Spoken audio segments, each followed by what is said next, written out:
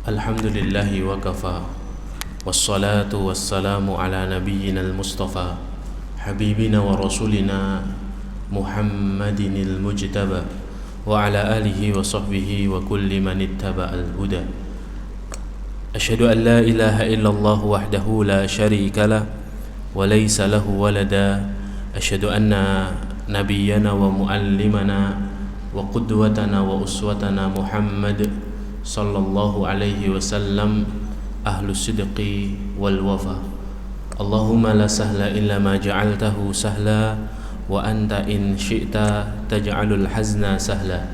Rabbi shrah li sadri wa yassir li amri wahlul 'uqdatan min lisani yafqahu qawli. Allahumma la taj'al musibatana fi dinina wa la taj'alid dunya akbara hammina wa la mablagha ilmina. Allahumma 'allimna ma yanfa'una wanfa'na bima 'allamtana warzuqna ilma wajannibna ma yadurruna fi dinina wa dunyana ya arhamar rahimin. Allahumma anta rabbi la ilaha illa ant khalaqtani wa ana 'abduka wa ana 'ala ahdika wa wa'dika mastata'tu. A'udzu bika min syarri ma sana'tu abu'u laka bi ni'matika alayya wa abu'u bi dhanbi faghfirli fa innahu la yaghfirudz dzunuba illa ant. Amma ba'd, ma'asyiral muslimat, sholihat, ummahat yang dimuliakan Allah Ta'ala. Alhamdulillahirabbil alamin, kita bersyukur kepada Allah pada pagi hari ini Allah memperkenankan kita untuk kembali hadir di salah satu rumah di antara rumah Allah, tempat yang dicintai oleh Allah, tempat yang dicintai oleh Rasulullah, dan tempat yang dicintai oleh malaikat-malaikat Allah.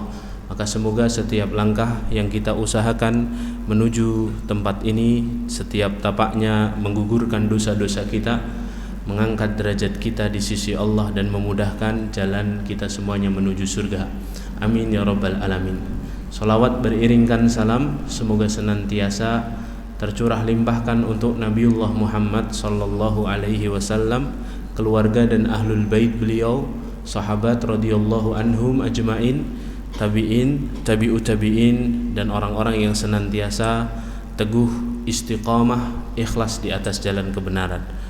Ibu-ibu yang dimuliakan Allah, di awal kajian ini saya tidak bosan mengingatkan untuk diri saya al-fakir dan untuk ibu-ibu yang dimuliakan Allah Ta'ala untuk senantiasa memperbanyak syukur kita kepada Allah Subhanahu wa Ta'ala.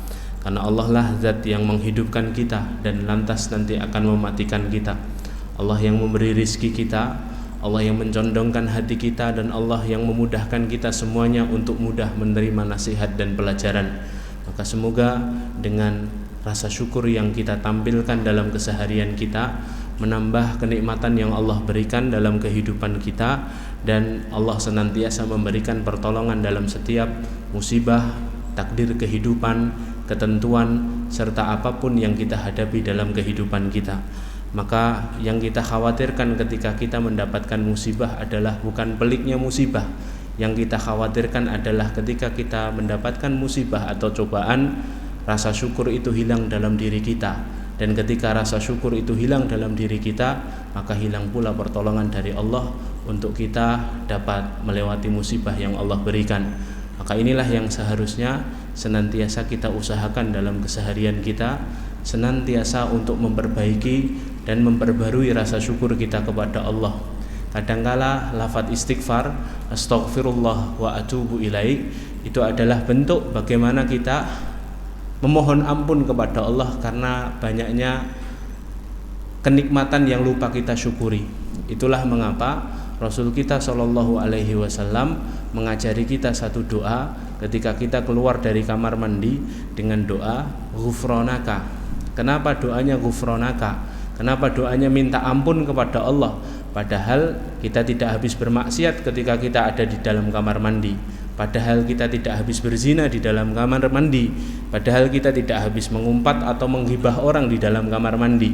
Tapi mengapa keluar kamar mandi kok doanya ghufranaka? Ya Allah, ampuni aku.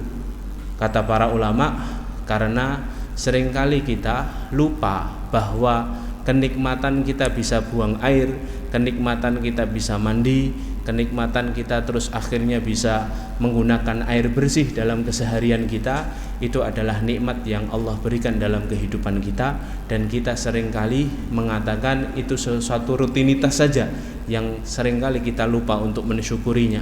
Maka kadangkala lafaz istighfar, sayyidul istighfar, lafaz istighfar yang panjang itu juga bagian dari mana kita senantiasa mengingatkan diri kita agar kita ini banyak bersyukur kepada Allah, karena kita ini hamba yang seringkali lupa bersyukur kepada Allah. Wa qalilun min ibadiyas syakur, dan sedikit sekali di antara hamba-hambaku itu yang bersyukur, kata Allah Azza wa Jalla.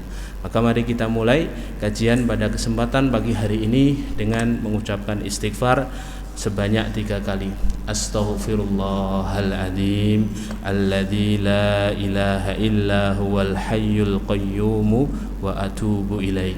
Astaghfirullahaladzim alladzi la ilaha illa huwal hayyul qayyum wa atubu ilaih. Astaghfirullahaladzim alladzi la ilaha illa huwal hayyul qayyum wa atubu ilaih. Ummahat yang dimuliakan Allah, kita mulai tema pada kesempatan pagi hari ini dengan menyebutkan satu perkataan dari ulama bernama Ibnu Athaillah Sakandari. Ibnu Athaillah Sakandari dalam kitabnya Al-Hikam menyebutkan satu perkataan yang terus akhirnya dijelaskan dan dijabarkan oleh para ulama yang lain. Perkataan beliau adalah arih nafsaka minad tadbir fama qama bihi ghairuka anka la takum bihi li nafsika.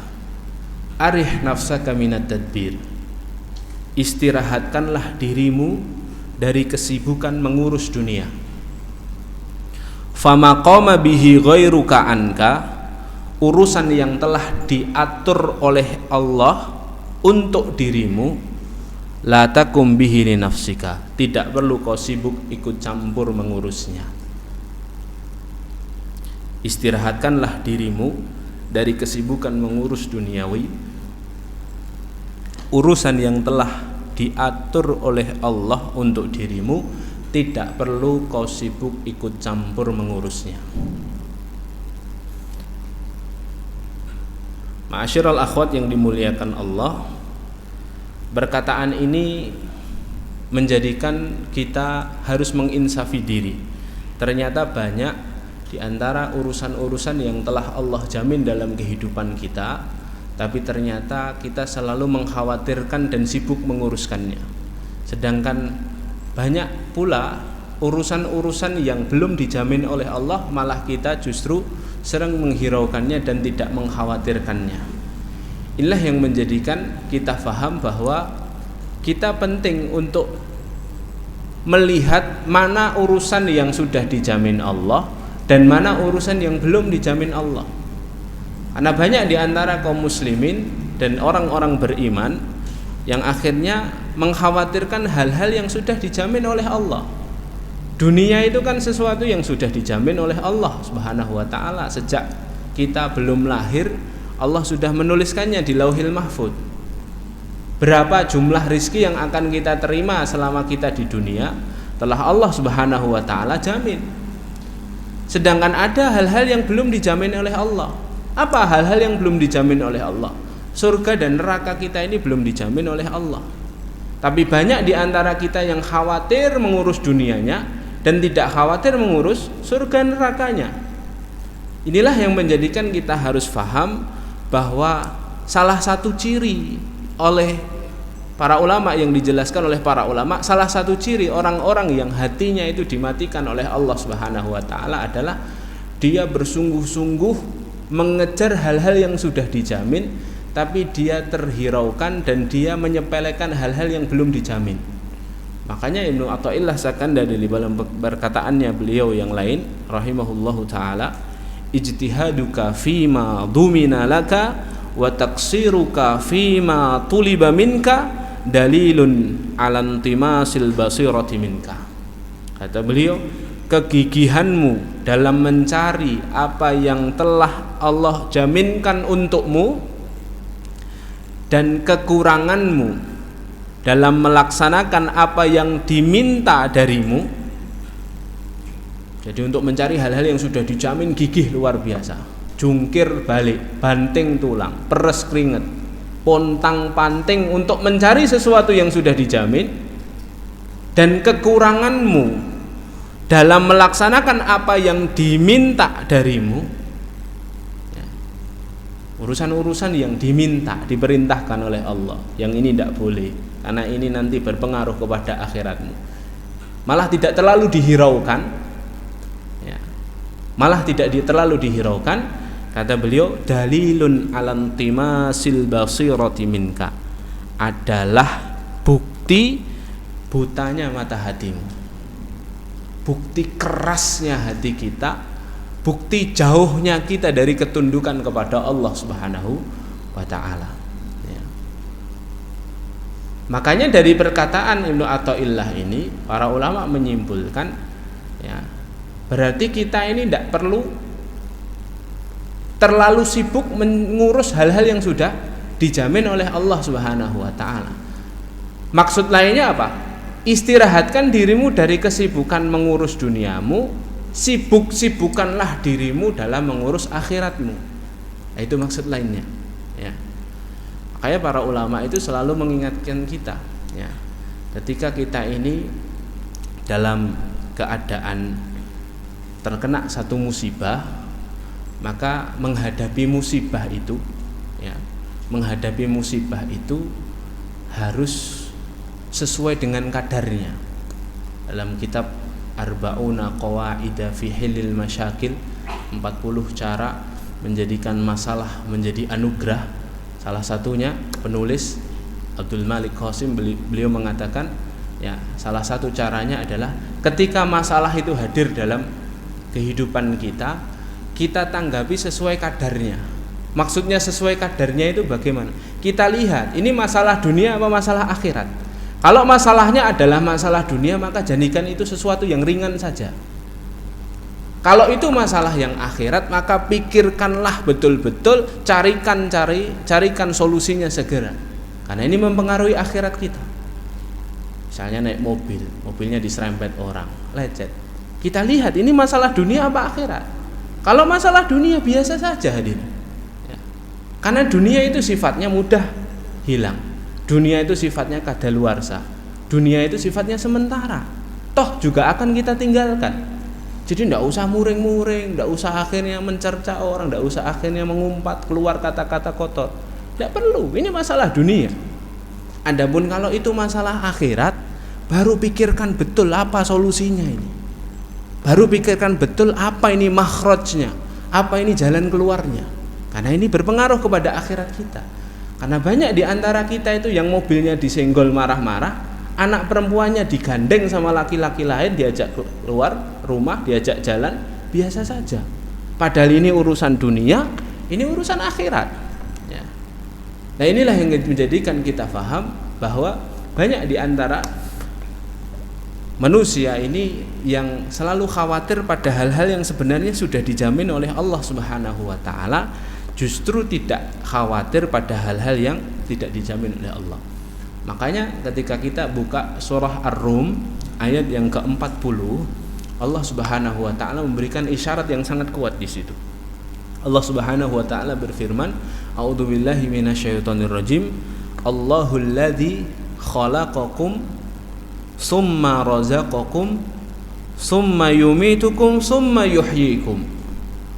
Allah lah zat yang khalaqakum, menciptakan kalian, summa razaqakum, kemudian memberi rizki kalian. Lihat dalam ayat ini, setelah menciptakan, yang dipikirkan Allah adalah memberi rizki kepada kita. Para ulama tafsir ketika mentafsirkan ayat ini dan mentadaburi ayat ini, Allahul ladzi khalaqakum summa razaqakum, para ulama tafsir memberikan dua makna. Makna yang pertama, maksudnya khalaqakum summa razaqakum, menciptakan kalian langsung terus memberi rizki kepada kalian. Para ulama mengatakan dua hal ini berjalan beriringan. Menciptakan dan memberi rizki itu beriringan, ya. Maka kalau kita tahu menciptakan dan memberi rizki itu beriringan, Sebagaimana kita yakin bahwa Allah itu sang pencipta. Kalau Allah itu sang pencipta, hingga kita tidak mampu untuk menciptakan diri kita sendiri, ngatur diri kita sendiri itu tidak bisa, karena yang ciptakan Allah. Seharusnya kita juga yakin bahwa Allah itu sang pemberi rizki, hingga jangan sampai kita mengklaim dapat mencari dan dapat menghidupi diri kita sendiri. Ini makna yang pertama. Sebagaimana kita yakin Allah yang menciptakan kita, sehingga kita tidak bisa ngurus diri kita sendiri. Jadi kalau ada, bahkan ketika kita sakit, dalam keadaan sakit yang ringan saja, sakit gigi ya, sakit gigi itu sakit gak? Sakit, lebih sakit dari sakit hati. Sakit luar biasa, sakit gigi. Itu kita tidak bisa ngurus gigi kita sendiri. Dokter itu juga kadang-kala kita harus pindah ke dokter satu ke dokter lain, karena mungkin tidak cocok sama dokter ini, pindah. Itu soal gigi padahal. Lah sebagaimana kita meyakini dan mengimani bahwa Allah adalah sang pencipta dan kita tidak mampu menciptakan diri kita sendiri, kita juga harus meyakini bahwa Allah itu sang pemberi rizki. Sehingga dengan itu jangan sampai kita mengklaim kita bisa menghidupi diri kita sendiri. Ini makna yang pertama. Makna yang pertama. Makna yang kedua, kata para ulama, dari ayat Allahul ladzi khalaqakum tsumma razaqakum, kata para ulama, sejak kau diciptakan, sejak itu pula rizkimu telah ditetapkan. Sejak dirimu diciptakan, sejak itu pula rizkimu telah ditetapkan. Sudah diatur sama Allah Subhanahu wa ta'ala, sudah ditetapkan di Lauhil Mahfuz. Makanya itu yang menjawabkan pertanyaan kita. Jadi dunia itu sudah dijamin oleh Allah Subhanahu wa ta'ala, sehingga orang yang sholat dengan orang yang nggak sholat itu sama-sama dapat dunia. Orang yang biasanya tongkrongannya di majelis ilmu dengan orang yang biasanya tongkrongannya di diskotik sama-sama dapat dunia, karena memang sudah dijamin sama Allah. Orang yang biasanya baca Quran dengan orang yang biasanya baca komik porno sama saja, dapat dunianya, karena itu sesuatu yang sudah dijamin. Sesuatu yang sudah dijamin. Yang belum dijamin itu soal surga dan neraka kita, dan kita sama sekali sering menghiraukan masalah ini, tidak mengkhawatirkan masalah ini. Nah, ini yang ingin diingatkan oleh beliau rahimahullahu ta'ala dalam perkataannya. Makanya dulu sering guru saya mengingatkan ketika kami lulus dari pesantren. Kami dulu lulus dari pesantren tradisional yang tidak ada ijazahnya. Dulu saya lulus SMP, nilainya cukup bagus, mendekati 29. 30, 29, saya lulus SMP. Tawaran masuk SMA negeri favorit itu sudah ditawarkan oleh guru-guru kami, karena itu bagian dari promosi SMP-nya, lulusannya masuk ke SMA. Tapi terus akhirnya karena petunjuk Allah mungkin ya, dan karena hidayah dari Allah, akhirnya kok ternyata hati ini condong untuk masuk SMA.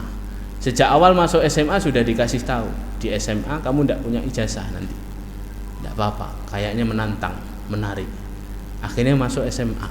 Dulu saya itu paling suka matematika, tapi gara-gara masuk pondok tradisional tidak ada pelajaran umum, akhirnya hati saya condong kepada pelajaran mawaris, hitung-hitungan. Yang hitung-hitungan itu saya suka. Mawaris itu ilmu waris. Ilmu waris itu karena cuma ada itu, yang hitung-hitungan pakai angka. Dan tidak ada pelajaran umum, tidak ada di tempat saya. Belajar itu ya akidah, ya fikih, ya akhlak, kitab-kitab kuning semua. Sampai akhirnya sebelum lulus ternyata ada pesan yang sangat mengena yang disampaikan oleh kiai kami, oleh guru kami, sepuh pondok kami. Kamu nanti kalau sudah lulus jangan khawatir sama dunia, katanya. Kamu memang lulus dalam keadaan tidak berijazah. Saya nggak punya ijazah SMA, paket C, tapi nyari paket C untuk bisa sekolah. Alhamdulillah sampai sekarang sudah selesai S2, masuk S3, alhamdulillah. Tapi yang menarik adalah kata guru kami ini, jangan pernah khawatir sama rizkimu. Selama kamu bisa melihat langit, di situ ada rizkimu. Kata-kata itu awalnya membuat kami bimbang.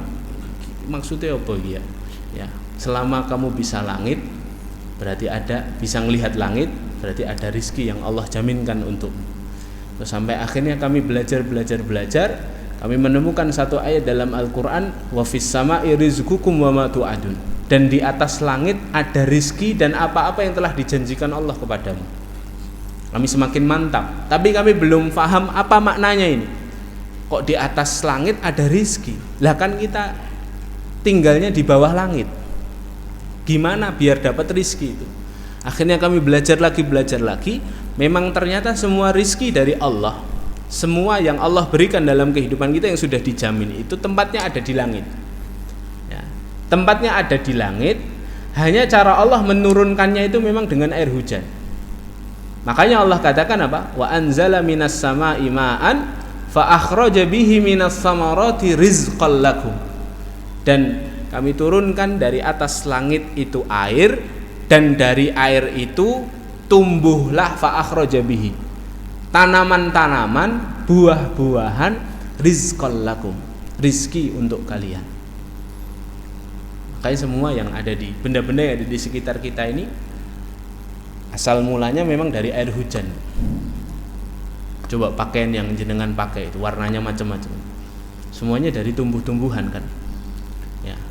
Karpet ini dari tumbuh-tumbuhan, kesemuanya, bahkan batu bara, minyak tanah itu semuanya dari air hujan. Kalau minyak tanah itu dari tulang belulang yang sudah tertumpuk ribuan tahun, terus kena air, terus terpendam di bawah tanah jadi minyak tanah ya. Kalau batu bara itu dari kayu pohonan yang tertimbun selama ribuan tahun, terus kena air juga jadi batu bara. Semua sumber daya alam itu awalnya memang rizkinya itu dari atas langit. Itu konsepnya Islam itu seperti itu. Makanya sampai Buya Hamka rahimahullah dalam kitabnya Hakikat Tasawuf, beliau menjelaskan kalau kamu ini pingin memaknai betul makna Islam, kita ini kan semuanya muslim ya. Muslim itu kan artinya orang yang berserah kepada Allah. Cara gampang untuk memaknai bahwa kami ini benar-benar muslim ya Allah, kami ini benar-benar berserah kepadamu ya Allah, datanglah ke pasar, kata Buya Hamka. Datang ke pasar, cari deretan para pedagang yang jualan buah, lalu di situ lihatlah buah itu satu persatu. Betapa buah yang Allah ciptakan, yang tumbuh dari bawah tanah, yang bermula dari air hujan yang turun itu, bermacam-macam buah itu. Warnanya bermacam-macam, ada yang hijau, ada yang kuning, ada yang merah, ada yang oranye, ada yang hitam, ada yang macam-macam. Rasanya bermacam-macam. Buah semangka saja sudah berbeda-beda itu. Ada semangka kuning, ada semangka merah, berbiji, tidak berbiji. Apel itu macam-macam. Jeruk macam-macam. Ya. Durian, mangga, ada mangga madu, ada mana lagi. Ya. Pisang, masya Allah, bermacam-macam itu yang menciptakan Allah Jalla Jalaluh, dan semuanya laku kata Allah, kata Buya Hamka, dan semuanya laku. Ya. Kalau kita sudah melihat baru buah, kita sudah melihat beraneka ragam dan semuanya laku dijual, terus tanyakan kepada diri kita, mampu tidak kita membuat satu buah kecil saja? Boleh lebih kecil dari talok, nggak apa-apa, kecil, dan kita jual dan laku. Ya. Kira-kira mampu tidak? Kalau kita menginsafi bahwa kita tidak mampu, maka itulah saat yang tepat mengatakan innani ana minal muslimin. Ya Allah, aku nyerah ya Allah, cukup ya Allah, Kau adalah zat yang maha pencipta, Kau adalah zat yang maha kuasa. Kalau kamu belum puas, kata Buya Hamka, datanglah ke sebuah kajian atau sebuah seminar. Sebelum acara dimulai, beranikan dirimu naik ke atas panggung atau naik ke depan. Lalu dari peserta yang 200 atau 300, lihatlah satu persatu wajahnya. Ada enggak dari 200-300 peserta yang wajahnya sama? Tidak ada. 7 miliar manusia di dunia ini, tidak ada satupun yang wajahnya sama. Mirip ada Ustaz. Tayyib. Kalau seandainya wajahnya sama, suaranya beda. Kalau seandainya suaranya sama, bahasanya beda. Kalau seandainya bahasanya beda, karakternya beda. Sama, karakternya mesti beda. Ya. Selalu seperti itu, karena Allah menciptakan manusia itu dalam keadaan sesempurna mungkin. Dan ketika kita sudah menyadari bahwa Allah itu sempurna penciptaannya ya, maka kita akan mengatakan, ya Allah, aku nyerah ya Allah. Sudah, semua urusanku aku serahkan padamu ya Allah. Ya. Maka sama dengan halnya rizki ini, hadirin yang dimuliakan Allah. Rizki itu sesuatu yang sudah dijamin oleh Allah Subhanahu wa ta'ala. Allah taruh di atas langit, Allah turunkan di buminya Allah ini, dan sudah dijamin setiap kita ini rizkinya masing-masing. Makanya ketika Allah mengatakan Allahul ladzi khalaqakum summa razaqakum, kata para ulama, sejak kau diciptakan, sejak itu pula rizkimu setelah ditetapkan oleh Allah. Dan kita belum dimatikan Allah sampai rizki kita habis. Jadi karena rizki dan ajal itu berjalan beriringan. Kalau kita sudah mati berarti memang rizki kita sudah habis. Kalau kita masih melek, lah itu yang akhirnya kita dapatkan, simpulkan perkataan guru kami tadi. Oh, maksudnya guru kami adalah ketika kami masih bisa melihat langit, jangan pernah khawatir karena kita masih hidup. Kalau masih hidup itu rizkinya masih dijamin. Jelas kok ayatnya, surah Luqman ayat yang terakhir itu. Wa ma tadri nafsun madza taksibu ghadan wa ma tadri nafsun bi ayyi ardin tamut. Tidak ada satupun jiwa yang mengetahui rizkinya besok hari, dan tidak ada satupun jiwa yang mengetahui di bumi mana dia meninggal. Kita tidak tahu rizki kita. Itu rahasia Allah. Rizki itu sifatnya juga rahasia. Saya tidak pernah tahu, dari rumah tadi saya dikasih air ini 1 botol dan 1 gelas ini, saya tidak pernah tahu, tidak pernah saya prediksikan ya. Kita pun tidak pernah tahu ya. Kita tidak pernah tahu. Sebagaimana kita tidak tahu rizki kita pun tidak pernah tahu ajal kita, karena keduanya berjalan beriringan. Artinya apa?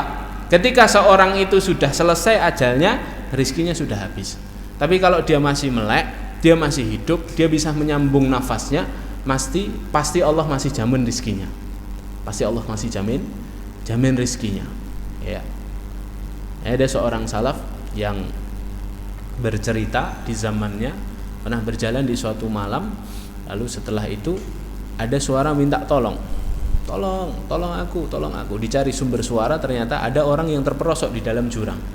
Oleh ulama salaf ini ditolong akhirnya orang ini, terus ditenangkan hatinya, didudukkan, dikasih segelas air putih, disuruh minum. Dia setelah minum lega, sudah agak tenang, ditanya, kamu gimana ceritanya kok terperosok di dalam jurang sedalam itu? Kata orang ini, saya juga tidak tahu, tadinya saya jalan terus saya terperosok. Lah kok tidak tahu bagaimana? Saya betul-betul tidak ingat katanya. Hanya saja ketika saya minta tolong nggak ada orang yang nolong saya karena tidak ada orang lewat. Terus akhirnya laki-laki ini karena penasaran nyemplungnya tadi di lubang yang mana, dia inguk-inguk lagi, terus dia kecemplung lagi. Nah, kecemplung yang kedua ini menjadikan dia meninggal dunia. Padahal yang pertama tidak meninggal, yang kedua meninggal. Apa kata ulama salaf ini?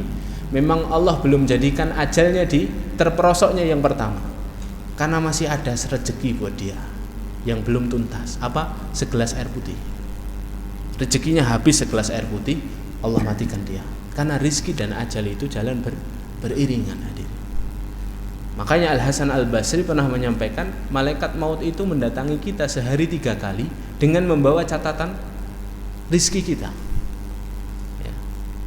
Dalam satu riwayat yang tidak jelas kesohihannya, malaikat maut mendatangi sampai 70 kali sehari ya. Kalau 70 kali kasihan betul itu kerjaannya malaikat maut ya. Manusia 7 miliar didatangi 70 kali ya. Tapi Al-Hasan Al-Basri mengatakan 3 kali sehari dengan membawa catatan rizki. Kalau ternyata masih ada rizkinya, dilewati. Jadi bukan klien saya nih hari ini, kliennya yang sudah habis rizkinya. Ya. Demikianlah rizki telah dijamin oleh Allah Subhanahu wa ta'ala. Makanya ulama bijak itu mengatakan al-ghafilu man idza asbaha yanzuru madza yaf'al, wal aqilu man idza asbaha yanzuru madza yaf'alullahu bih. Bedanya orang yang lalai sama orang yang berakal, kata para ulama salaf, al-ghafilu, orang yang lalai itu orang yang memulai harinya dengan memikirkan apa yang harus ia kerjakan. Apa yang harus saya kerjakan ya untuk dapat rezeki. Itu orang lalai itu. Wal aqilu, orang yang berakal adalah orang yang memulai harinya dengan merenungkan apa yang akan Allah lakukan untuk dirinya, atau apa rizki Allah yang akan Allah berikan untuk dirinya. Itu bedanya orang lalai sama orang berakal. Orang lalai itu pagi hari sudah bingung, nih saya kerja apa ya biar dapat cuan nih, saya kerja apa nih ya biar dapat untung ini ya, saya kok pemasukannya kurang, gelisah terus ya. Orang berakal, orang yang tawakal sama Allah, orang yang yakin rizkinya sudah dijamin Allah, yang dia pikirkan di pagi hari itu apa? Menebak-nebak rizki apa ya yang Allah berikan pagi ini. Gitu hadirin. Ya. Karena jelas luas rahmatnya Allah. Pada kesempatan yang lalu kita sudah bahas. Ya. Maka sudah seyogyanya seorang mukmin itu setiap berada di pagi hari, yang dia pikirkan itu bukan bagaimana saya dapatkan rizki Allah, tapi yang dia pikirkan itu rizki jenis apa lagi ya yang mau Allah berikan kepada saya. Begitu ya, begitu yang harus dia pikirkan. Maka hadirin dimuliakan Allah, kembali kepada perkataan pertama tadi, kalau kita disuruh beristirahat memikirkan urusan-urusan dunia, maka sebaliknya dalam makna yang sama berarti kita disuruh sibuk-sibuk mengurus akhirat, memikirkan akhirat kita, hal-hal yang belum dijamin. Makanya Imam Ahmad rahimahullahu ta'ala pernah suatu kali didatangi oleh muridnya. Lalu Imam Ahmad ditanyakan, wahai Imam, ya, kapankah waktu seorang mukmin itu beristirahat? Kapankah waktu seorang mukmin itu beristirahat? Kata Imam Ahmad rahimahullah, istirahatnya seorang mukmin adalah ketika kakinya menginjakkan surga. Kata beliau, adalah ketika kakinya menginjakkan surga. Jadi selama kaki kita ini masih menempel di atas buminya Allah, selama itu pula kita dalam keadaan susah payah, dalam keadaan sibuk, dalam keadaan memikirkan akhirat kita.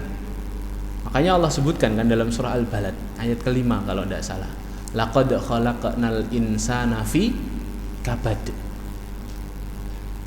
Laqad khalaqnal insana fi kabad. Dan sungguh Allah telah menciptakan manusia dalam keadaan penuh dengan kesulitan dan ya, kesusah payahan. Fi syiddah wa talabil ma'isyah, kata Ibnu Katsir dalam tafsirnya. Kabad, susah payah itu maksudnya kesulitan-kesulitan dan kepayahan mencari penghidupan. Ya. Artinya memang tidak ada tempat istirahat. Memang dunia ini tempatnya sibuk-sibuk, tempatnya jungkir balik, tempatnya meres keringat, tempatnya pontang-panting untuk mikirkan akhirat. Oleh karena itu, para ulama rahimahumullah menyebutkan satu perkataan yang indah. Ada beberapa amalan di dunia ini yang tidak boleh mengenal kata henti. Ada 5 amalan yang mana amalan ini tidak kenal kata henti. Artinya sepanjang kita masih bisa menyambung nafas, sepanjang kita masih bisa melihat dunia, sepanjang kita masih dihidupkan oleh Allah dan belum bertemu batas ajal kita, amalan ini tidak boleh berhenti, tidak boleh libur.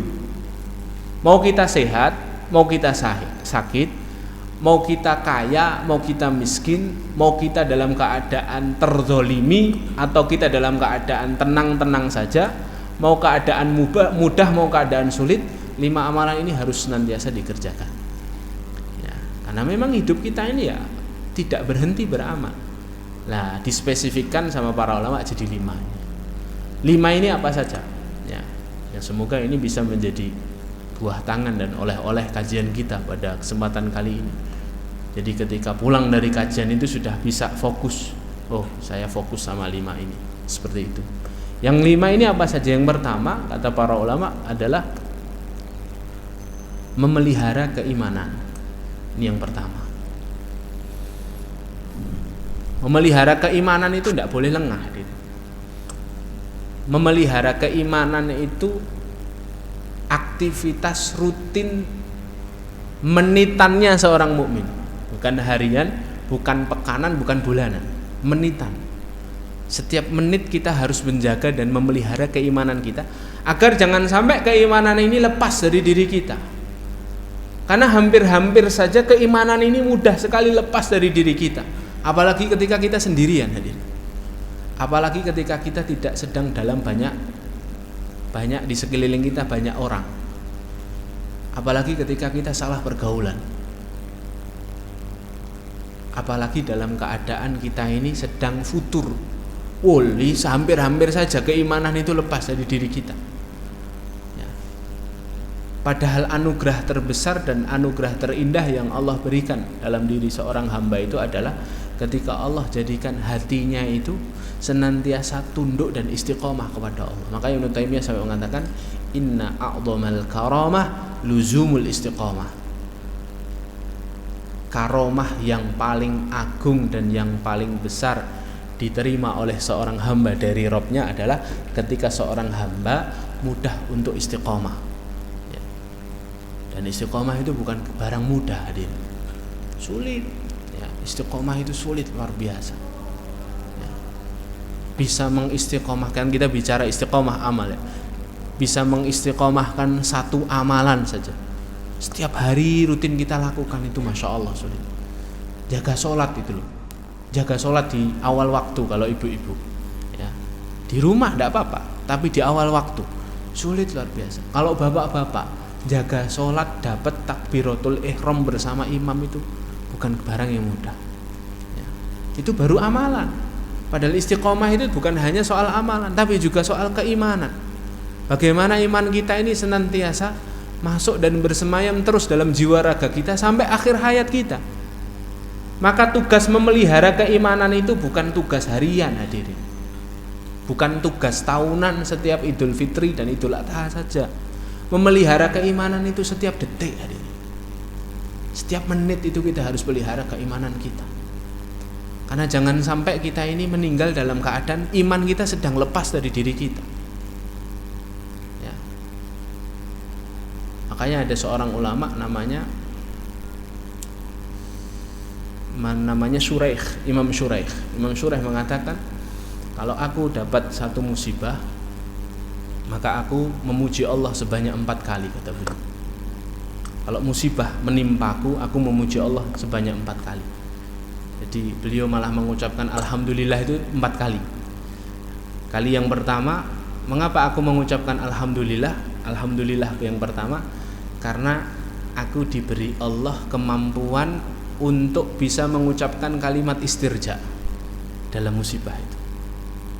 Tidak semua orang bisa loh kena musibah terus mengembalikan kepada Allah, terus mengucap inna lillahi wa inna ilaihi raji'un. Makanya aku mengucap alhamdulillah yang pertama. Yang kedua, aku mengucap alhamdulillah ketika aku dapat musibah karena musibahku tidak lebih besar daripada musibah orang lain. Yang ketiga, aku mengucapkan alhamdulillah karena musibah yang menimpaku, aku bisa diberi Allah kesabaran untuk menghadapinya. Dikasih kesabaran itu ya alhamdulillah. Karena banyak orang yang ditimpa musibah tidak sabar. Banyak orang yang ditimpa musibah itu akhirnya suudzon sama Allah, banyak mengumpat keadaan, dan ketika aku dikasih ke musibah, aku dikasih kesabaran sama Allah. Nah yang penting yang keempat ini, aku mengucapkan alhamdulillah keempat kalinya Karena dalam musibahku ini hanya menimpa duniaku, tidak menimpa agamaku. Makanya aku mengucapkan hamdalah. Aku bersyukur kepada Allah. Karena musibah itu kalau sudah musibah agama, berbahaya. Musibah agama itu berarti hilang taufik dari Allah dari diri kita, tidak ditunjuki Allah lagi, ya, murtad, naudzubillah min dzalik. Lah kita ini tidak pernah tahu kapan ajal, batas ajal kita itu kita tidak pernah tahu, Adin. Bisa setelah pulang ini nanti pas di parkiran, bisa sehari lagi, bisa besok, tidak ada yang tahu, Adin. Salah satu sifat kematian kan kita sudah belajar sama Ustazah Evi kan. Salah satu sifat kematian apa? Ya, kematian itu selalu datang tiba-tiba. Itu ulama sepakat, Adin. Tidak ada satupun dokter spesialis sakaratul maut itu tidak ada. SP.SM tidak ada, tidak ada jurusan itu. Ya. Bahkan dokter yang faham betul denyut nadi seseorang tidak bisa menentukan dia masih bertahan berapa lama. Ya kalau menentukan prediksi saja, tidak bisa memastikan ini orang umurnya 2 hari lagi, tidak bisa, sering meleset. Inilah juga yang menjadi jawaban atas pertanyaan kita. Banyak orang yang sakit berhari-hari sudah opnam di ICU, tapi tidak meninggal. Tapi ada orang yang sehat, segar bugar, paginya baru WA sama kita, siangnya meninggal. Ya. Ini menunjukkan bahwa kematian kita tidak ada yang tahu, Adin. Tugas kita memelihara keimanan ini betul-betul harus menjadi tugas utama. Pekerjaan utama dalam hidup ini itu memelihara keimanan. Rasulullah SAW saja yang kekasihnya Allah tidak tahu kapan meninggalnya. Jelas kan dalam sejarah itu, ya, Rasulullah mulai sakit hari Jumat, Sabtu, Ahad. Imam masjidnya digantikan sama Abu Bakar. Hari Jumat Rasulullah panggil Aisyah, ya Aisyah, panggil ayahmu untuk menggantikan sholat rawatib, imam sholat rawatib. Kata Aisyah, la ya Rasulullah innahu rajulun raqiq. Jangan ya Rasulullah, selain ayahku saja. Ayahku itu orangnya gampang nangis, nanti ganggu jamaah yang lain. Enggak, tetap Abu Bakar, kata Rasul. Jumat, Sabtu, Ahad Rasulullah tidak bisa berangkat ke masjid, padahal rumahnya samping masjid. Saking keras dan sakitnya penyakit yang diderita oleh Rasulullah itu, sampai akhirnya hari Senin subuh, kata para sahabat tuh, testimoni sahabat itu tidak hanya satu riwayat. Senin subuh itu Rasulullah keluar menuju masjid. Sahabat semuanya senang, hadirin. Alhamdulillah, Rasulullah sehat, Rasulullah sembuh, sholat lagi bareng kita. Abu Bakar yang sudah siap di depan nengok, Rasulullah datang, mundur Abu Bakar. Rasulullah gabung ke saf awal menahan Abu Bakar. La ya Abu Bakrin, kamu yang tetap jadi imam. Tapi rasa bahagia yang dirasakan oleh para sahabat itu luar biasa. 3 hari tidak memandang wajahnya Rasulullah. Hari keempat Rasulullah keluar dari rumahnya, gabung sholat berjamaah dengan para sahabat. Sampai sahabat Anas bin Malik itu mengatakan, tidak ada hari yang paling membahagiakan yang kami alami selama kami berada di kota Madinah, melainkan hari di mana ketika Rasulullah sakit 3 hari, terus hari keempat Rasulullah nampak dan bangkit lagi untuk kembali sholat bersama kami. Tidak ada hari yang paling membahagiakan melainkan ketika kami bisa melihat wajahnya Rasulullah kembali setelah Rasulullah 3 hari sakit. Tapi apa kata Anas bin Malik setelahnya? Tidak ada hari yang paling menyedihkan, tidak ada mendung yang paling gelap, tidak ada langit yang paling menyeramkan di kota Madinah, melainkan ketika subuhnya kami sholat bersama Rasulullah, sebelum duhur kami mendapatkan kabar Rasulullah wafat. Tidak ada yang tahu hadirin kematian. Bahkan Rasul kita, kekasih Allah, tidak tahu batas ajalnya. Apalagi kita yang bukan Rasul, bukan Nabi, bukan kekasih Allah, ya. Makanya memelihara keimanan ini amalan pertama yang tidak mengenal kata henti. Harus dijaga terus, harus dijaga terus, ya. Memelihara keimanan, ya. Lalu yang kedua adalah menyibuk-nyibukkan diri dalam amalan solih dan ibadah. menyibukkan diri dalam amalan solih dan ibadah. Ini juga amalan yang tidak mengenal kata henti.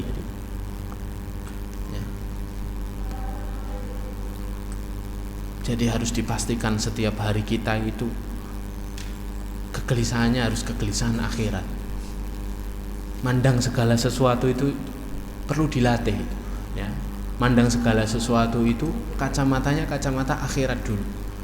Nilai pahalanya berapa ini? Nilai keridhaan Allahnya berapa ya ini? Saya berangkat ke majlis taklim ini, saya dapat pahala malah dapat dosa ya? Saya beli sepatu baru ini dapat pahala berapa ya? Saya beli tas baru, tas saya bisa saya bawa kemana-mana, bisa nambah pahala atau malah menjadikan saya angkuh ya? Harus dipikir matang-matang hadir. Kerjaan ini kerjaan halal atau enggak ya? Syubhat atau malah mendatangkan kemurkaan Allah. Karena pilihan kita hidup ini hanya dua saja hadir. Langkah-langkah menuju keridhaannya Allah atau langkah-langkah menuju kemurkaannya Allah. Langkah-langkah menuju surga atau langkah-langkah menuju neraka. Pilihannya hanya dua, tidak ada pilihan ketiga. Tidak ada pilihan ketiga. Netral itu dalam definisi kehidupan seorang mukmin menggapai surganya Allah itu tidak ada. Kondisi netral itu tidak ada. Tidak berpihak itu tidak ada. Pilihannya hanya dua, berpihak kepada kebaikan atau berpihak kepada keburukan. Sejak awal Allah menciptakan kan Allah memberikan dua kecenderungan itu kan. Fa'alhamaha fujuraha wa taqwaha. Kami ilhami kepada manusia itu dua kecenderungan, kecenderungan untuk takwa atau kecenderungan untuk fujur, untuk bermaksiat.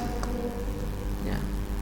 Makanya sampai para ulama itu berselisih pendapat soal hukum mubah hadir. Hukum dalam Islam ini kan al-ahkam at-taklifiyah dalam bidang ilmu usul fiqh itu ada 5 kan. Wajib, sunnah, mubah, makruh, haram kan. Wajib dapat pahala, kalau ditinggalkan dapat dosa. Sunnah dikerjakan dapat pahala, tidak dikerjakan tidak dapat dosa. Mubah ini gak ada pahala, gak ada dosa, suka-suka kita. Terus makruh ditinggalkan dapat pahala, dikerjakan makruh, dibenci sama Allah. Terus yang kelima apa? Haram, dikerjakan dapat dosa. Lah 5 hukum ini para ulama itu berselisih pendapat soal yang mubah. Sebagian ulama mengatakan hukum mubah itu tidak ada. Kenapa? Karena mubah itu ya ujungnya pahala atau dosa. Makanya saya tadi katakan netral itu tidak ada. Diam itu tetap berpahala atau berdosa. Diam melihat kemungkaran itu kan dosa. Diam karena dia tidak bisa mencegah kemungkaran, tapi dalam hatinya tetap bergemuruh membenci kemungkaran, dapat pahala kan. Fa illam yastati fa biqalbi fadzalika ad'aful iman. Kalau tidak bisa mencegah dengan tangan, dengan lisan, dengan hati, dan itu selemah-lemah keimanan, gitu kan. Ya. Jadi pada amalan-amal mubah, ngobrol, balas WA, kan amalan mubah. Tetap aja 2 nilainya, pahala atau dosa. Kalau balesnya sambil ngece orang, kirim stiker aneh, ya kan? Ya sama aja dia. Ya. Kalau terus akhirnya WA sambil memberi nasihat, ada unsur amar ma'ruf nahi mungkar, dapat pahala. Tidur mubah dia. Tapi tidur itu ujungnya pahala sama dosa juga. Kalau tidurnya dia gunakan untuk mengumpulkan energi sehingga nanti malam dia bisa khusyuk sholat tahajud, pahala dia. Kalau tidurnya untuk menghindari maksiat, karena dia kalau malam bangun itu bermaksiat, tidurnya jadi pahala. Tapi kadang-kala tidur itu bisa jadi dosa juga. Kapan tidur itu jadi dosa? Ketika tidurnya itu dia terus akhirnya apa? Dari tidurnya itu dia terus akhirnya meninggalkan amalan-amalan wajib. Azan berkumandang tidur, itu jadi dosa. Ya. Jadi bahkan amalan-amalan yang mubah dalam tanda kutip, mubah itu bisa jadi pahala, bisa jadi dosa. Ya. Maka inilah yang menjadikan kita memahami bahwa amalan kedua yang tidak pernah mengenal kata henti itu adalah menyibukkan diri dalam amalan soleh dan ibadah. Ya. Pastikan semuanya itu nilainya pahala. Duduknya pahala, senyumnya pahala, meliriknya pahala, minumnya pahala, ya. Menyapa, berbicara, semuanya jadi pahala. Ya. Sibuk-sibukan dalam itu, karena kita tidak pernah tahu kapan kita meninggal tadi. Ya. Dan kita berharap kita meninggal dalam keadaan sibuk beramal soleh tadi. Ya. Saya sudah bilang ke istri saya, cita-cita saya satu, meninggal di jalan dakwah, saya bilang. Pas pergi kecapean meninggal, itu cita-cita saya bilang.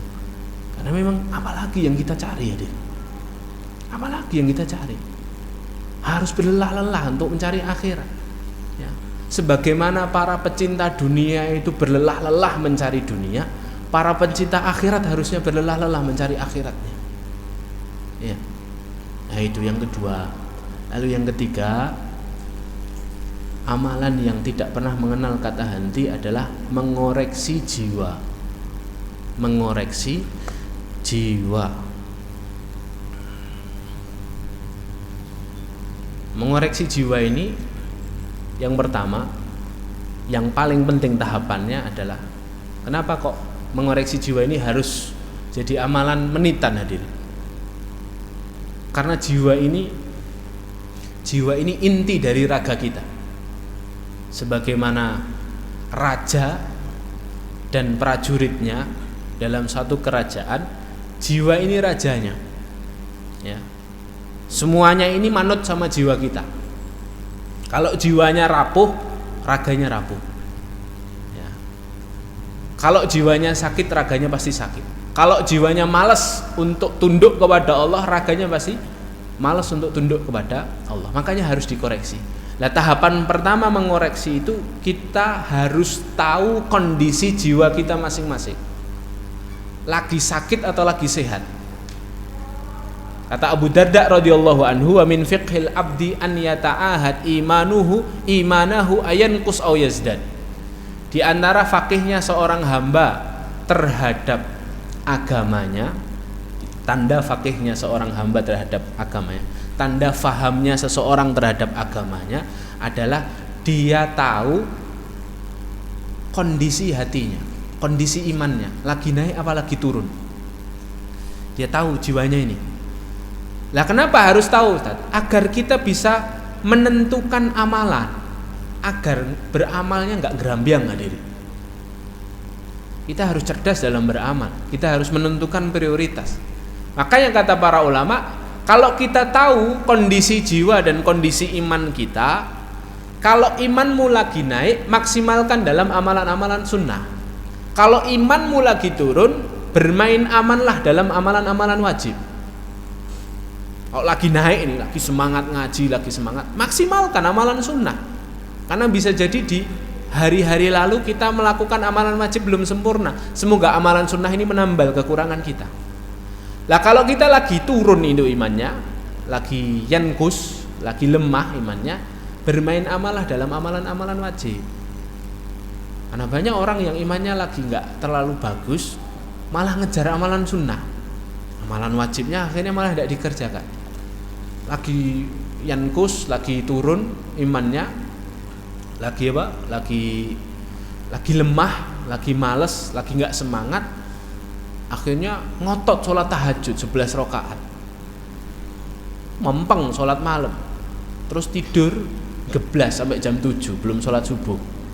Padahal sholat subuh amalan wajib, sholat tahajud amalan sunnah. Lah, kalau kita tahu kondisi iman itu, kita tahu amalan mana yang harus kita jaga dulu. Banyak juga orang yang tidak tahu kondisi imannya, akhirnya ketika lemes malah amalan wajib tidak dikerjakan, amalan sunnah tidak dikerjakan, malah sibuk maksiat. Ya. Nah, itu tahapan pertama mengoreksi jiwa, itu kenal dulu sama jiwa kita.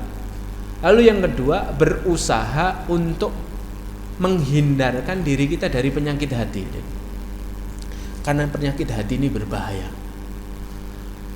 Imam Al-Ghazali pernah didatangi muridnya, sambil muridnya ini berkata begini, "Wahai Imam, aku sudah zikir pagi, sudah zikir sore ya Imam, sudah ayat kursi, sudah Al-Baqarah, sudah Mu'awwidzatain. Tapi kenapa setan selalu datang menggodaku, wahai Imam? Apa salahku? Padahal sudah aku bentengi diriku dengan zikir-zikir ini. dengan ayat-ayat ini. Kata Imam Al-Ghazali apa? Wahai muridku, bagaimana bisa engkau menghalau anjing dengan tangan kananmu sedangkan tangan kirimu memegang tulang? Anjingnya lari apa dekat? Dekat, ada amis-amisnya, ada tulangnya, ya. Lah sama dengan syaitan. Syaitan itu tidak menjauh dengan hanya sekedar kita ayat kursi, zikir pagi, zikir sore. Dia tetap akan mendekat, tergoda dengan penyakit hati yang kita pelihara. Karena setan itu kan pertama kali menguasai hati dulu, ya. Baru setelah itu pikiran kita, baru jadi tindakan, ya. Makanya penyakit hati itu sangat disukai sama setan. Permusuhan sangat disukai sama setan. Maka iri hati, dengki, hasad, membicarakan orang, membicarakan keburukan orang, dendam, itu sangat disukai. Dan setan tergoda dengan itu. Maka kadang-kadang bukan kita yang tergoda setan, setan yang tergoda sama kita, ya. Ya. Ada istilah itu memang dibahas oleh para ulama. Jadi kadang-kala setan itu minder sama kita, Bu. Karena sedikit-sedikit kita nyalahkan setan. Aku habis maksiat deh, tergoda sama setan. Setan itu minder, menggerutu dia. Oh, apa aku, ya toh, playing victim, ya. Kenapa demikian? Karena apa? Karena hakikatnya kadang-kala manusia itu yang menggoda setan. Ada buku bagus judulnya Lalat dan Sampah, karangannya Ustadz Muhammad Nadif. Di buku itu dijelaskan bahwa metode ruqyah mandiri yang paling jitu, yang paling bagus itu adalah sebelum kita zikir-zikir, sebelum kita baca Al-Baqarah, sebelum kita ayat kursi dan lain-lain, yang pertama itu adalah harus berdamai dengan diri kita dulu. Harus memaafkan diri kita dulu. Maafkan orang lain dulu. Jangan sampai ada penyakit hati. Karena seringkali penyakit hati itu dijadikan celah oleh setan menguasai diri kita, ya. Makanya namanya lalat dan sampah. Kalau di depan rumah kita ada sampah, terus dirubung lalat, yang pertama kali dibersihkan lalatnya atau sampahnya? Sampahnya, agar lalatnya nggak datang lagi. Lah kalau kita bunuhin lalatnya, lalat yang lain akan berdatangan. Diruqyah, ustadznya pulang, setannya masuk lagi, ya itu masalahnya, ya. Oh, saya pengen diruqyah ustadz yang paling jago, paling sakti.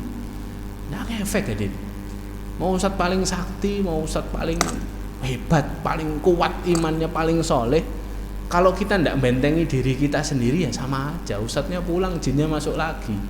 Ustadznya kan takutnya, jinnya kan takutnya sama ustadznya aja, nggak takut sama jenengan. Gitu ya. Nah inilah yang menjadikan kita paham pentingnya kita mengoreksi jiwa terus. Ya. Baru setelahnya menambah nutrisi hati. Apa nutrisi hati? Zikrul maut, baca Al-Quran, ya. Zikir pagi sore, banyakin istighfar, ya. Banyakin muhasabah, itu nutrisi hati, ya, nutrisi hati. Nah itu amalan yang ketiga. Amalan yang keempat adalah mengulang-ulang taubat. Mengulang-ulang taubat. Jadi taubat ini juga jadi amalan tanpa henti, hadirin. Ya. Setiap kali bermaksiat bertobatlah. Setiap kali bermaksiat bertobat. Sesali, ya, lalu tinggalkan azam kuat untuk tidak mengulangi perbuatan maksiat ini, ya. Imam Al-Hasan Al-Basri pernah ditanya sama muridnya, "Wahai Imam, saya sudah bertobat dari satu dosa tapi saya mengulanginya lagi. Saya bertobat, saya mengulanginya lagi karena tergoda sama setan tadi." Ya. Kata Imam Al-Hasan Al-Basri apa? Buatlah setan kecewa dengan mengulang-ulang taubat. Jadi setan itu paling gemes sama kita kalau kita suka bertobat tadi. Dan setan paling suka tertawa terbahak-bahak ketika seorang itu menunda-nunda taubat. Makanya Imam Az-Zahabi mengatakan panah beracunnya setan yang paling berbahaya itu bukan mengajak mereka untuk berzina, bukan mengajak manusia untuk akhirnya membunuh saudaranya, merampas harta saudaranya. Tapi panah beracunnya setan yang paling berbahaya dan paling mematikan adalah panah taswif. Apa panah taswif? Saufa, nanti dulu, tobatnya nanti dulu, kan kemarin baru tobat, tunggu numpuk dulu. Kalau sudah numpuk itu lega nanti tobatmu, kayak nasuha gitu tobatnya. Baru setelah itu tumpuk, cerita akhirnya dia tidur di malam hari, pagi harinya dia tidak bangun lagi, dia belum sempat bertobat kepada Allah Subhanahu wa taala. Setan berhasil. Makanya yang keempat, perbarui tobat. Terus bertobat kepada Allah. Yang kelima, yang terakhir adalah amalan yang tidak boleh mengenal kata henti. Yang kelima adalah mendekatkan diri kepada ilmu. Dekat-dekat sama ilmu, hadirin. Dekat sama ulama, dekat sama majelis ilmu, ya. Dekat sama ilmu, mencintai ilmu, ya. Kenapa kok mendekatkan ilmu ini jadi amalan yang tidak mengenal kata henti? Karena 4 amalan sebelumnya semuanya harus dengan ilmu, hadirin. Memelihara iman harus dengan ilmu. Paling jitu memelihara iman itu dengan ilmu. Yang kedua, Pak, menyibukkan diri dengan amalan solih. Bagaimana kita tahu itu amalan solih yang banyak pahalanya kalau tanpa ilmu? Mengoreksi jiwa. Bagaimana kita tahu ini penyakit hati, ini godaan setan, ini perangkap setan kalau kita tidak tahu ilmu? Bahkan yang keempat, memperbarui tobat pun kita harus dengan ilmu. Karena dosa itu ya macam-macam. Kadang-kala ada orang itu yang tidak tahu ini dosa, sehingga dia tidak bertobat darinya. Yang dosa yang paling berbahaya itu bukan dosa kecil, dosa besar, hadir. Dosa yang paling berbahaya itu adalah ketika kita meyakini sesuatu bukan dosa, ternyata itu dosa, dan kita lakukan bertahun-tahun. Bukan karena jahil, memang karena kita tidak mau tahu tentang ilmunya. Makanya butuh yang kelima ini, ya, berinteraksi dengan ilmu. Makanya sahabat Abu Darda secara asar mengatakan, sebagian ulama mengatakan ini sabda Rasulullah, tapi yang benar ini perkataannya Abu Darda. Kun aliman au muta'alliman au mustami'an muhibban wala takun khamisan fatahli. Jadilah kamu alim, seorang ahlul ilmi. Kalau kamu tidak bisa jadi ahlul ilmi, muta'alliman, jadilah seorang penuntut ilmu. Kalau tidak bisa jadi ulama, jadi penuntut ilmu aja, sering datang ke majelis ilmu. Kalau tidak mampu jadi penuntut ilmu, kun mustami'an, jadilah pendengar ilmu. Yang penting mau dengarkan ilmu. Di mana saja, kapan saja ada ilmu, tunduk sama ilmu. Jadikan ilmu sebagai panglima kita dalam menghadapi kehidupan ini. Kalau tidak bisa jadi mustami'an, sibuk sekali Ustaz. Saya memang tidak bisa ini menyempatkan waktu untuk ilmu. Tapi insya Allah saya support sama penuntut ilmu. Saya biayai para penuntut ilmu. Tidak masalah. Yang penting jadi keempat, muhibban, jadilah kamu pecinta ilmu. Wala takun khamisan fatahlik, jangan jadi yang kelima maka kamu akan binasa. Yang kelima ini ya selain 4 ini, maka kamu akan binasa, ya. Jadi 5 hal ini yang semoga dapat kita usahakan dalam keseharian kita, menambah motivasi kita untuk tidak berlelah-lelah selama kita di dunia. Capek-capek tidak apa-apa, nanti istirahatnya di surga saja. Barakallahu fikum. Semoga apa yang kami sampaikan bermanfaat untuk Al-Fakir dan untuk jamaah yang dimuliakan Allah. Masih ada pertanyaan enggak? Ada ya? Ada. Ya, 1 atau 2 saja. Saya harus ke tempat lain. Ya. Di WhatsApp. Oh, di sini. Baik.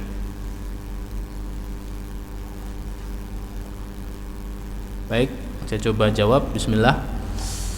Assalamualaikum warahmatullahi wabarakatuh. Waalaikumsalam warahmatullahi. Ustaz, mohon izin bertanya terkait urusan akhirat yang tadi disampaikan belum dijamin oleh Allah. Bagaimana maknanya urusan yang belum dijamin Allah ini, Ustaz? Bagaimana tentang takdir kita sebagai penghuni surga atau neraka? Bukankah ini berarti takdir surga neraka? Penghuni surga dan neraka itu sudah dijamin oleh Allah Subhanahu wa taala. Hanya manusia dikasih 1 peluang untuk ikhtiar, menentukan dirinya untuk bisa merubah takdirnya. Namanya peluang al-kasbu atau al-ikhtiar, yaitu diberikan kepada manusia. Makanya banyak dalil menyebutkan ikhtiar amalan solih kita itu bisa mengubah takdir. Doa dan takdir itu saling mendahului sampai hari kiamat. Doa itu juga merubah takdir. Jadi ada sisi ikhtiarnya. Jadi yang belum saya jelaskan adalah apakah berarti kita istirahat dari mengurus dunia sama sekali kita tidak memikirkan dunia, tidak hadir. Dunia tetap harus dicari sebagai wasilah untuk mendapatkan akhirat. Surat Al-Qasas ayat 77. Wabtaghi fima ataqallaha ad-daral akhirah wa la tansa nasibaka minad dunya. Dan carilah pahala akhirat dengan apa yang Allah berikan dalam hidupmu, dan jangan lupakan bagian dari duniamu. Berarti apa? Akhirat jadi nomor 1, dunia nomor 2. Lah banyak di antara kita ini yang kebalik sekarang. Dunia nomor 1, akhirat nomor 2. Kerja yang rajin ya nak, jangan lupa sholat. Padahal ayatnya bilang apa? Cari akhirat, jangan lupa dunia. Harusnya bagaimana? Harusnya sholat yang rajin ya nak, di masjid tepat waktu bersama imam, jangan lupa kerja. Harusnya gitu adik. Ibu sekarang apa kesibukannya, aktivitasnya? Menunggu waktu sholat. Nah itu. Nah jualan sampingan Ustaz. Nah mantap itu ya.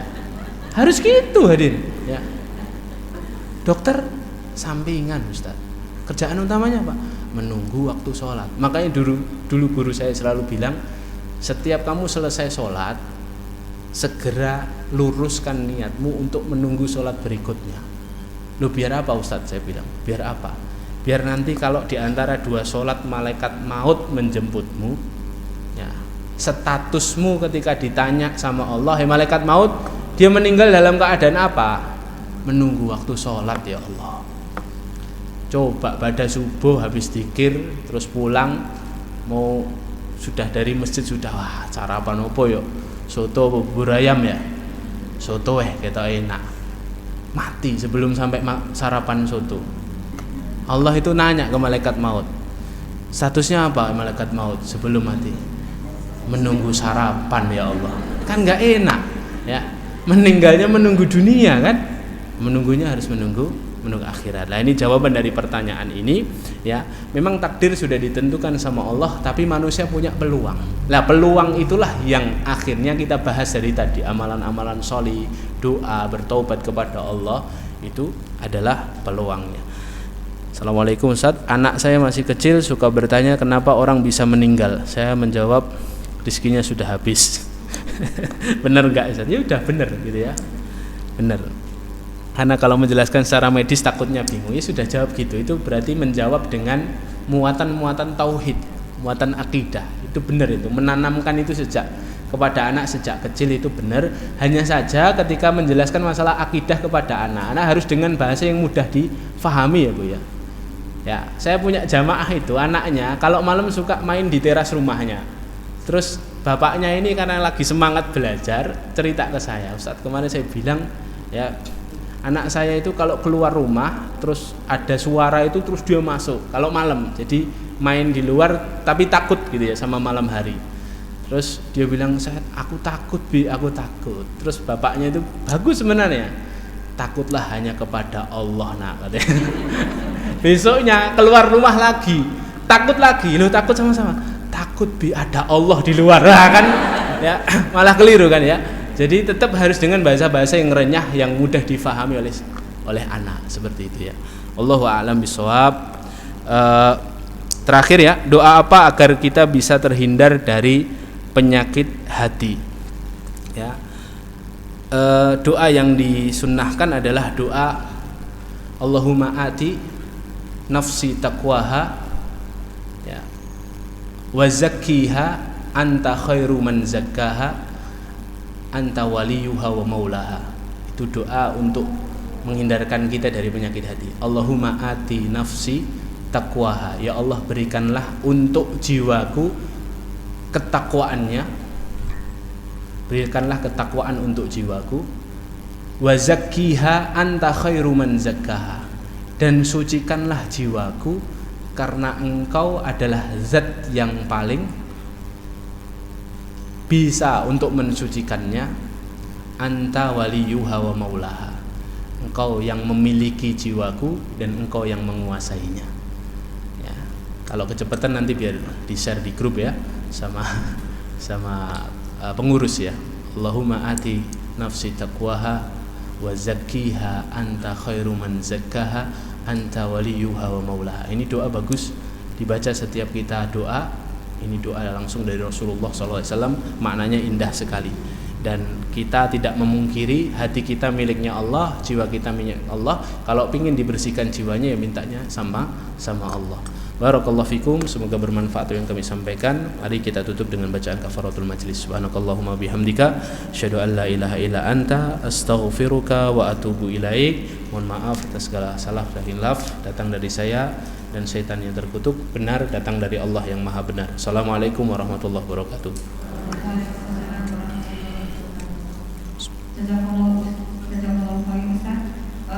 Demikian kajian tentang istirahatkan dirimu dari kesibukan duniawi. Semoga apa yang telah Ustaz sampaikan kepada kita bisa kita amalkan mulai dari sekarang. Setidaknya kita bisa lebih berhati-hati ketika berkegiatan atau melakukan sesuatu, supaya apa yang kita lakukan itu betul-betul sesuatu yang bermanfaat dan kalau bisa bahkan mengandung pahala, karena yang kita prioritaskan bukan lagi sekedar dunia tetapi akhirat yang akan kita utamakan. Sebelum kajian kita tutup, ada beberapa informasi tentang program kajian Humairah. Program kajian Humairah yang pertama adalah program dakwah dan yang kedua adalah program sosial. Program dakwah kajian Humairah ada kajian rutin offline yang informasinya akan di-share di grup kajian Humairah dan juga di sosmed. Kemudian ada taklim for kids serta taklim for teens. Untuk program sosial Humairah ada sembako duafa, ada sembako pesantren, panti asuhan, rumah Quran, anak asuh, zakat, celengan sedekah koin dan juga celengan sedekah suku. Bagi yang ingin berpartisipasi dalam program sosial dan program dakwah kajian Humairah bisa transfer ke nomor rekening kajian Humairah Solo, Bank Muamalat atas nama Joy Sitawati, Piu kajian Humairah di 521008009 untuk anak asuh, 52100758777 untuk dakwah, 521775333 untuk sosial atau sembako. Virtual akun zakat Majelis Kajian Humairah di Bank SIM Niaga Syariah 8439111211102032. Untuk informasi selengkapnya bisa ditanyakan di WA nomor admin 0819040401000. Demikian seluruh rangkaian kajian kita pada pagi hari ini.